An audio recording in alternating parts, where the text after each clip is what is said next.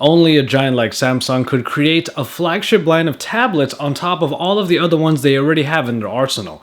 But if this is supposed to be the best tablet that they offer, well, what does it offer for you? Well, let's find out, because it's Joshua Vergara from Android Authority. What's going on, everybody? And this is the Samsung Galaxy Tab S 8.4. If you think that the design of the Galaxy Tab S looks pretty similar, it's because you're pretty much right. But thankfully, Samsung has had a lot of tries at the tablet game, and they seem to have gotten it right as ever this time. Pretty much like a blown up Samsung Galaxy S5, what you have here is a tablet that pretty much is supposed to be used in portrait mode, denoted by the button layout that is on the bottom with the tactile home button flanked by recent apps and back.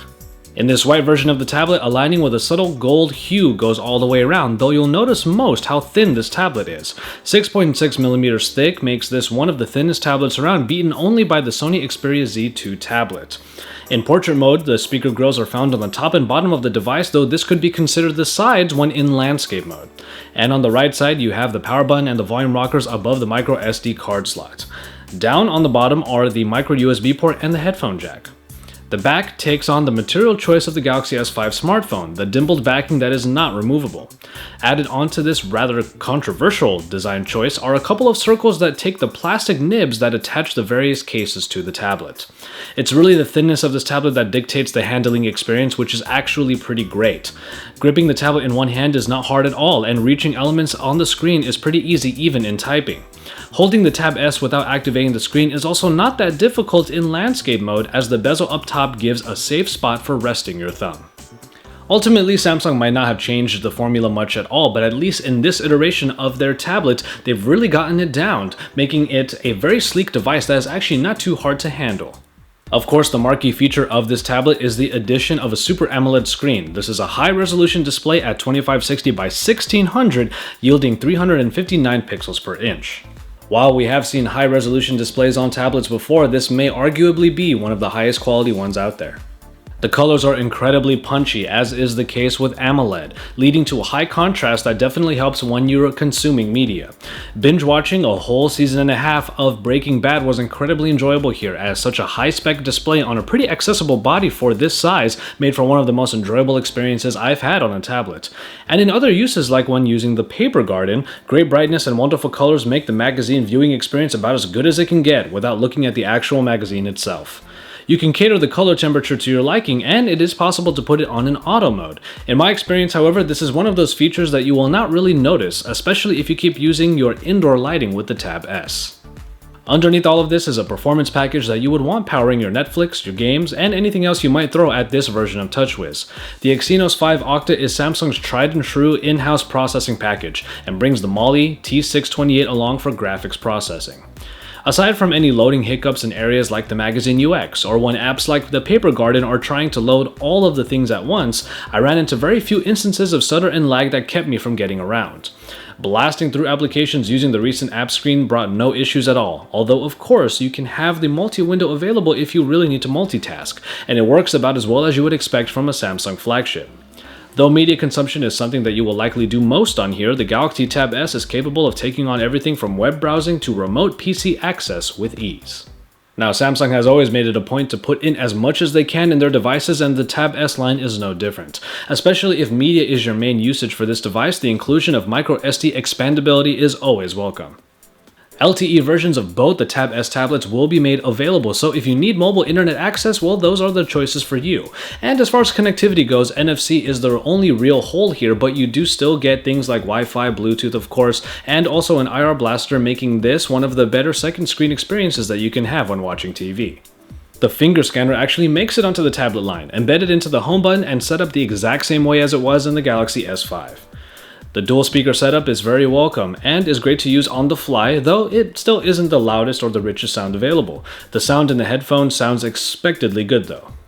And then there's the battery, which I decided to test by really taking on what this tablet was marketed to do. So I got on Netflix on Wi-Fi and played Breaking Bad straight for as long as I could. I got down to 25% battery life in just under 8 hours, but the better way of measuring that is by counting the number of episodes I got through. 15 episodes of a spectacular 1-hour show. So, there's no doubt that you'll be able to binge watch up to 2 seasons of a typical show no problem here, and if you lower that screen on time, you'll have one hell of a long-lasting tablet. The camera setup on a tablet is often a requirement rather than a defining feature.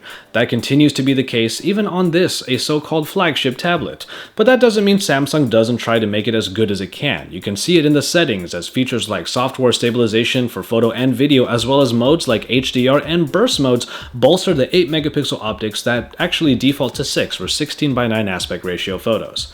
Picture quality isn't too bad, though it pales in comparison obviously to its flagship smartphone counterparts, unsurprisingly. Colors do pop a bit and detail is decent in good lighting, but it's really nothing to write home about. I don't see anyone consistently using the camera of a tablet still, unless in this case you're perhaps wanting to share what you're eating while you're binge watching Orange is the New Black. And finally, in software, we might see a familiar operating system that continues from Samsung's Pro line of tablets, but there are a couple of additions here that sweeten the pot.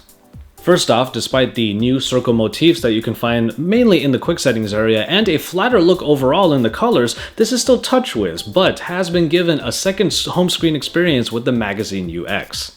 The Magazine UX is largely the same as the one found on the Pro line, and is a grid made up of specialized widgets. It's still a very lean ecosystem, providing only so much functionality that has to piggyback either on Samsung's own applications or on Flipboard as the backend to any news or social media sources that are available. We didn't really find it a game changer by any means, as it didn't really penetrate the day-to-day routine well enough. But then there are applications put in to not only help showcase the Super AMOLED capabilities, but also to help consolidate your experience across devices. Side sync isn't necessarily new, but it's still an interesting way of accessing your phone when you don't want to go reaching for it. And it doesn't just give you your notifications, it gives you full access. It is not the smoothest implementation, but for a number of smaller general tasks, it does get the job done. Built-in remote PC capabilities tie into your Samsung account to get you remote access to your computer at home, and it works quite well. When used on the same Wi-Fi network, it was actually really smooth, and I imagine that with a fast enough Wi-Fi connection, you can get similar performance outside of your home network. And finally, there is the Paper Garden, the magazine front end that brings a print-replacing way of getting your magazine subscriptions. Downloading a couple magazines was easy enough, and you get the entire publication, complete with every single ad, and cater to a touch interface. I found the Super AMOLED screen did justice to the magazine's zeal, making text easy to read and pictures enjoyable to view, though I will admit, at times I didn't always know I had to scroll down to read the rest of the page. It's Samsung's gateway to further partnerships with companies, but if you're a magazine reader, you may greatly benefit from this digital way of reading the rags. Ultimately, TouchWiz is, well, still TouchWiz. It does come with more features on here, especially ones that are more catered to the tablet experience, but all of those features can tend to be either useful or not so useful, but that's something we expect from Samsung already. And so the Galaxy Tab S 8.4 will come in at the price of $399, while its bigger brother, the 10.5-inch Galaxy Tab S, which I will be reviewing very soon, will come in at $499 instead. While its main competition includes every other 8-inch tablet in Samsung's camp, the Tab S is the flagship and deserves the title because of how much it offers over them. The LG G Pad does come to mind, and with its somewhat lower price point, it also comes with lower resolution. But the true budget tablet is still the Nexus 7, which for a much lower price does provide lower specs overall, but can still provide a comparable media experience across the board, despite losing a lot of features in the transition from TouchWiz. None of these competitors have the Super AMOLED screen, however, which, along with the magazine and media partnerships that it does bring, could be enough of a trump card for some. And so, there you have it, the Samsung Galaxy Tab S 8.4. I'll admit I've been a little disillusioned with tablets as of late, especially as our smartphones continue to grow. While I do love a large screen experience, that's what my 60-inch TV is for, and I still get enjoyment from, let's say, 5-inch screen phones.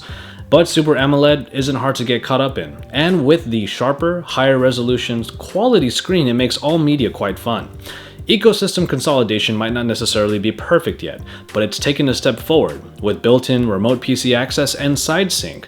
And I'm not much of a magazine reader, but if I was, the Paper Garden would be a great alternative to the paper editions. I love the battery life that can go for at least a couple seasons of a TV show, and the overall package proved an enhancement to the typical watch-in-bed experience. Is my fire for tablets rekindled? Perhaps not completely, but the Galaxy Tab S 8.4 is definitely Samsung's best foot forward in the tablet game thus far, and I will admit that overall it was a very enjoyable experience. As always, thank you guys very much for watching, and I hope you enjoyed this review of the Samsung Galaxy Tab S 8.4. I will be reviewing the 10.5-inch version of the Galaxy Tab S line very soon, so make sure you stay tuned for that. Until then, keep it tuned to Android Authority for all of the best coverage. Drop us likes on our videos because we love to see those thumbs up. Subscribe to our channel if you haven't already. And after this is all done, make sure you head on over to androidauthority.com because we are your source for all things Android.